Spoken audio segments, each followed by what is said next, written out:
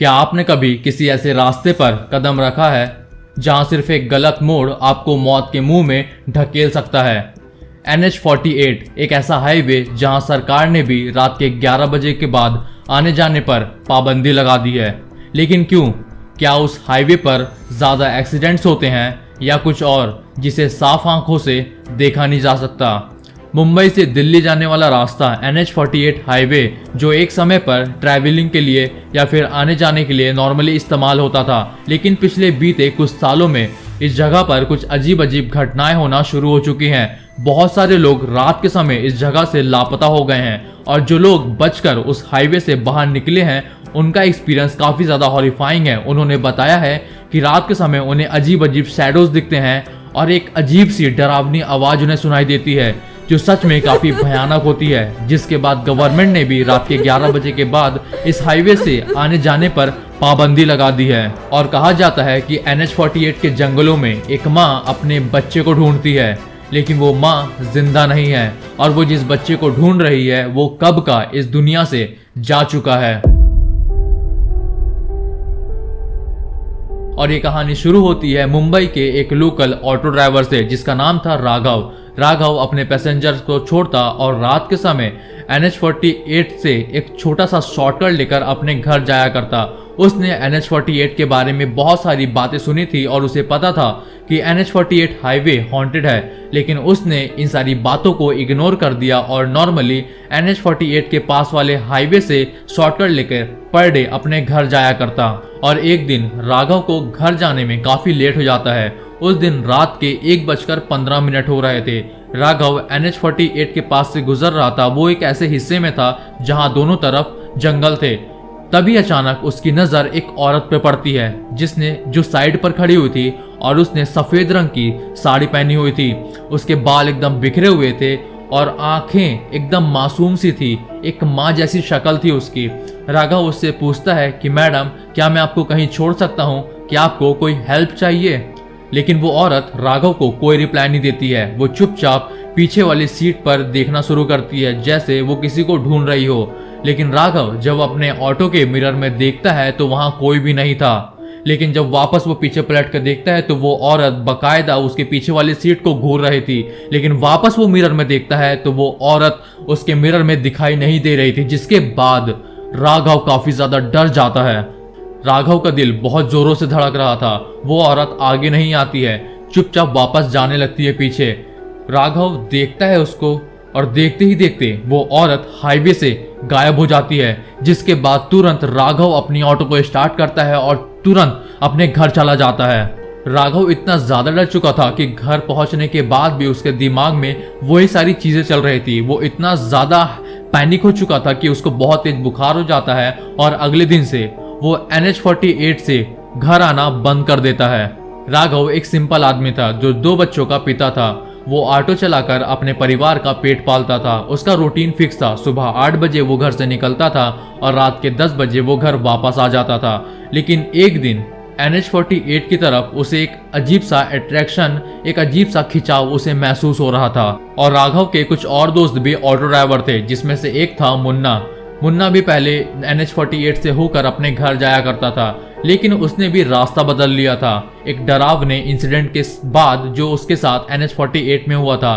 मुन्ना बताता है कि NH-48 में कुछ तो अजीब है। ऐसा लगता है कि वहाँ हमारे बगल में कोई है, हमारे साथ कोई हमेशा रहता है और सांसें एकदम भारी हो जाती है और अजीब सी घुटन वहाँ महसूस होती है, जिसके बाद उसने वो रास्ता ही बदल दिया था। और राघव ने मुन्ना की इन सारी बातों को सीरियसली नहीं लिया था, लेकिन जब उसने खुद NH-48 में वो सारे डरावने इंसिडेंट्स को फेस किया, वो औरत का होना और मिरर में उसका रिफ्लेक्शन ना दिखाई देना, तब उसे समझ में आया कि NH-48 पर सिर्फ पेड़ नहीं है, वहाँ और भी चीजें रहती हैं जो इंसानी दुनिया से बहुत अलग है। जहाँ से राघव गुजरता था वहाँ दोनों तरफ घने जंगल थे और लोकल गांव वालों का कहना था कि जंगल के उस हिस्से में कई साल पहले एक माँ और बेटे की मौत हो गई थी और उनकी लाशें आज तक नहीं मिली।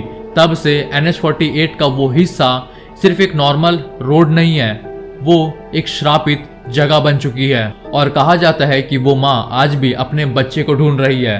रात के 11 बजे के बाद जो कोई भी उस रास्ते से गुजरता है वो उससे लिफ्ट मांगती है। इस उम्मीद में कि उसकी आत्मा को शांति मिलेगी। लेकिन जो कोई भी उसकी लिफ्ट मांगने पर रुक जाता है उसके साथ कुछ ना कुछ बुरा हो जाता है या वो हमेशा के लिए लापता हो जाता है। और जो कुछ भी उस रात राघव के साथ हुआ था उसने ये सारी बातें, सारा इंसिडेंट बस स्टैंड में अपने सारे कलीग्स और दोस्तों को बताया। पहले तो सब के सब हंस पड़े, लेकिन जिस इमोशन से, जिस एक्सप्रेशन से राघव बता रहा था, कहीं ना कहीं वो सारे अंदर ही अंदर डर चुके थे। जिसके बाद ऑटो यूनियन ने डिसाइड किया कि रात के 11 बजे के बाद NH48 से कोई भी नहीं जाएगा और अगर किसी पैसेंजर को वहां से जाना होगा तो वो लोग उस पैसेंजर को साफ साफ मना कर देंगे। और एक दिन राघव की मुलाकात एक फकीर से होती है जो कि NH48 के पास बैठा रहता था। उसने कहा, बेटा, NH48 हाईवे के उस हिस्से में आज भी आत्माएं भटक रही हैं। जो जिंदा थे उन्हें जिंदा ही मार दिया गया।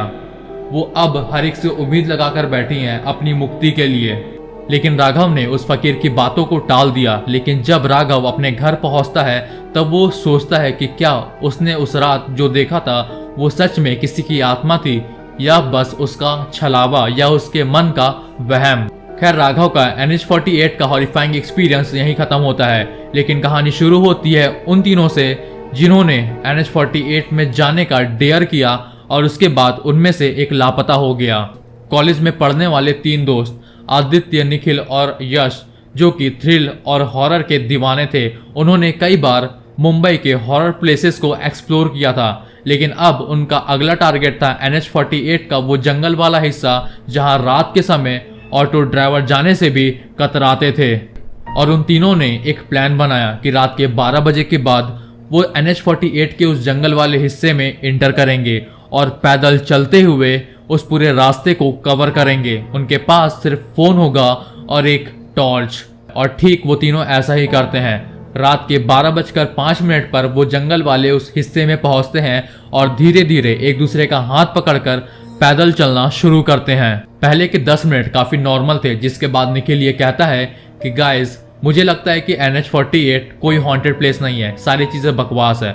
लेकिन तभी अचानक यश ये कहता है कि रुक भाई, मुझे किसी के रोने की आवाज आ रही है। तभी फिर से निखिल ये कहता है कि क्या यार, तू फालतू पागल हो गया, क्यों तू क्या फालतू बकवास कर रहा है। लेकिन तभी आदित्य भी ये कहता है कि निखिल भाई, मुझे भी किसी के रोने की आवाजें सुनाई दे रही है।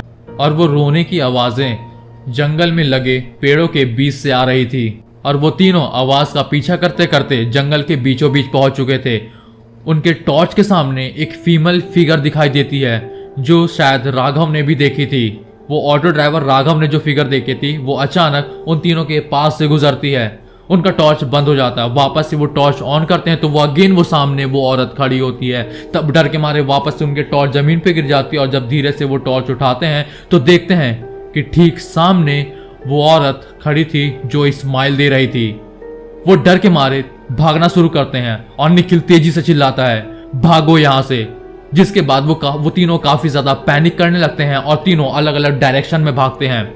निखिल लेफ्ट साइड भागता है, आदित्य राइट साइड भागता है और यश सीधा भागना शुरू करता है। और जब वो तीनों पैनिक होकर अलग अलग डायरेक्शन में भाग रहे थे तब उन्हें एक बच्चे की रोने की आवाजें सुनाई देती है, कभी रोने की तो कभी हंसने की। ऐसा लग रहा था कि वो आवाज या वो बच्चा उनका पीछा कर रहा है। और एक लंबी दौड़ के बाद सुबह 4:30 बजे एग्जिट पॉइंट पर आदित्य और निखिल मिलते हैं, एकदम थके हुए, पसीने से भीगे हुए। लेकिन यश वहां नहीं था। दोनों ने यश से कांटेक्ट करने की कोशिश की लेकिन उसका कुछ भी पता नहीं चल रहा था। जिसके बाद पुलिस फाइल कंप्लेंट की गई। पुलिस ने अपना सर्च ऑपरेशन शुरू किया लेकिन फिर भी यश का कुछ भी पता नहीं चला। और अब यश उस जंगल में कहीं खो गया था, या आप ये कहें कि पिछले केसेस की तरह वो उस जंगल में लापता हो चुका था। और पुलिस के पूछने पर आदित्य और निखिल ने बताया कि उन्होंने जंगल में बहुत अजीब अजीब चीजें देखी, जैसे कि मिट्टी में दबे हुए कुछ तांत्रिक के टोटके, खून के छींटे और एक गुड़िया या फिर एक मिट्टी का डॉल जिस पर लाल सिंदूर लगा हुआ था। उन सभी चीजों को देखने से ऐसा लग रहा था कि वो सब कुछ तांत्रिक क्रिया के हिस्से हैं। तभी पुलिस स्टेशन में बैठे एक कांस्टेबल जो कि पैरानॉर्मल चीजों पर थोड़ा सा रुचि रखते थे, वो बताते हैं कि अक्सर लोग जंगल के बीचों में काले जादू, टोना टोटका किया करते हैं क्योंकि जंगल में भटकती आत्माएं होती हैं और उन्हें एनर्जी मिलती है अपने जादू टोने के लिए। और आदित्य और निखिल आज भी अपने दोस्त यश का इंतजार कर रहे हैं कि कभी न कभी वो वापस लौटकर जरूर आएगा। लेकिन धीरे धीरे उनका विश्वास भी उठ चुका है। NH-48 उनके लिए सिर्फ एक पैरानॉर्मल इंसिडेंट नहीं था, उनके लिए एक बड़ा लॉस बन चुका था। यश का लॉस, जो उनका बेस्ट फ्रेंड हुआ करता था। उनकी थोड़ी सी थ्रिल के लिए उन्होंने अपने एक बेस्ट फ्रेंड को NH-48 पर खो दिया, हमेशा हमेशा के लिए। लेकिन सबसे बड़ा सवाल तो यह है कि NH-48 के उस हिस्से से ऐसी कौन सी कहानी जुड़ी हुई है जो उसे हॉन्टेड बनाती है और वहां लोग लापता हो जाते हैं। कई साल पहले एक माँ सुजाता अपने 5 साल के बेटे आर्यन के साथ कार में उस रास्ते से गुजर रही थी। तभी अचानक एक मोड़ में उनके कार से कंट्रोल खो जाता है और उनका एक्सीडेंट हो जाता है, जिसमें उनकी कार एक घाटी में जा गिरती है। और उस रात कुछ अजीब हुआ था। कहा जाता है कि किसी ने भी ना तो कोई एक्सीडेंट की आवाज सुनी और ना ही कार मिली। बस वो माँ और बेटे उस रास्ते में लापता हो गए, हमेशा हमेशा के लिए। और करीब 1 हफ्ते के बाद पुलिस इन्वेस्टिगेशन में उन्हें आर्यन का बैग मिलता है जो कि पेड़ के पीछे पड़ा हुआ था, और सुजाता का मोबाइल फोन मिलता है, लेकिन उसके अंदर से सिम कार्ड गायब थी। सुलेखा एक लविंग मदर थी और अपने हस्बैंड की डेथ के बाद उसका जो 5 साल का बेटा आर्यन था वो ही उसकी पूरी दुनिया बन गया था। उस रात वो एक तांत्रिक से मिलने जा रही थी। वो अपने कुछ नेगेटिव एनर्जी का इलाज करवाना चाहती थी जो उसके इर्द गिर्द घूम रहे थे। और कुछ लोगों का मानना है कि वो किसी एक ऐसे आदमी के साथ रिलेशन में थी जो कि ब्लैक मैजिक किया करता था। और ये भी कहना है कि जंगल में उनका कोई कार एक्सीडेंट नहीं हुआ था, बल्कि उन दोनों को बलि के तौर पर चढ़ा दिया गया था। 5 साल के आर्यन को जिंदा दफना दिया गया था और उसकी मां के साथ तांत्रिक क्रिया की गई थी। और जिस तांत्रिक ने भी ये सब कुछ किया था उसने उन दोनों की आत्माओं को उस जंगल के उस हिस्से में बांध दिया था। तब से वो सुलेखा की आत्मा अपने 5 साल के बेटे आर्यन को रात के समय ढूंढने निकलती है। और NH-48 के उस हिस्से में जो औरत रात के समय लिफ्ट मांगती है वो सुलेखा की आत्मा है। वो हर आने जाने वाली कार में अपने बच्चे आर्यन को ढूंढती है। और कभी कभी जंगल के बीच बच्चे के हंसने और रोने की आवाजें भी आती हैं। कहा जाता है कि सुलेखा की आत्मा और आर्यन की आत्मा इस उम्मीद में कार के पास आती हैं कि शायद कोई उन्हें छुड़ाने वाला आया है, कोई उन्हें मुक्ति दिलाने वाला आया है। जंगल के अंदर कई लोग तांत्रिक क्रिया करते हैं और उन्हें पता होता है कि किस जगह पर सबसे ज्यादा आत्माएं भटक रही होती हैं। वो उस जगह को चुनते हैं और वहां अपना साधना स्थल बना लेते हैं और वहां कई सारी बलियां दी जाती हैं। और हर एक बलि के बाद एक नई आत्मा उस अंधेरे से जुड़ जाती है। एक paranormal researcher doctor Neetu Sharma इसी सारी खोज में वो NH-48 पर जाती हैं। उनके टूल्स ने रात के 3 बजे हैवी स्पिरिचुअल एनर्जी को डिटेक्ट किया है और उसमें एक आवाज भी रिकॉर्ड हुई है। मेरा आर्यन कहाँ है? मुझे मेरे बेटे के पास भेज दो, मुझे मेरे बेटे से मिलवा दो। NH-48 पर ट्रैवलर्स ने एक माँ और बेटे को रास्ते के बीच चलते हुए भी देखा है जो अचानक गायब हो जाते हैं। कहते हैं कि अगर वो आपको दिखे तो गलती से भी अपनी गाड़ी मत रोक लेना, सिर्फ प्रार्थना करना कि उन्हें शांति मिल जाए। और इन सारी घटनाओं से बचने के लिए लोग वहाँ छोटे मोटे रिचुअल्स भी करते हैं। और हर रास्ते सिर्फ चलने के लिए नहीं होते, कुछ रास्ते हमें वार्न करते हैं और हमें ये समझना होगा कि थ्रिल और स्टुपिडिटी में फर्क होता है। और उन रास्तों पर कदम रखना मतलब अपनी जिंदगी को दांव पे लगाना। हमेशा डेयर को एडवेंचर मत समझो, कभी कभी क्यूरियोसिटी मौत से ज्यादा खतरनाक होती है। खैर, आज की कहानी यही खत्म होती है। यही सब कुछ हुआ है NH-48 में, जो कि NH-48 हाईवे को हॉन्टेड बनाता है। आपका क्या कहना है NH-48 को लेकर कमेंट करके जरूर बताइएगा। और आज की कहानी आपको पसंद आई है तो मेक श्योर वीडियो को लाइक जरूर कीजिएगा और अपना वैल्यूएबल कमेंट जरूर ड्रॉप कीजिएगा। आप लोगों से वापस मुलाकात होगी एक और न्यू हॉरर स्टोरी के साथ। जब तक अपना ख्याल रखें और हॉन्टेड रास्तों से बचकर रहिए और क्यूरियोसिटी को दबा कर रखिए। पैरानॉर्मल इंसिडेंट्स को एक्सप्लोर करने के चक्कर में अपनी जिंदगी को दांव पे मत लगाइए। बाय।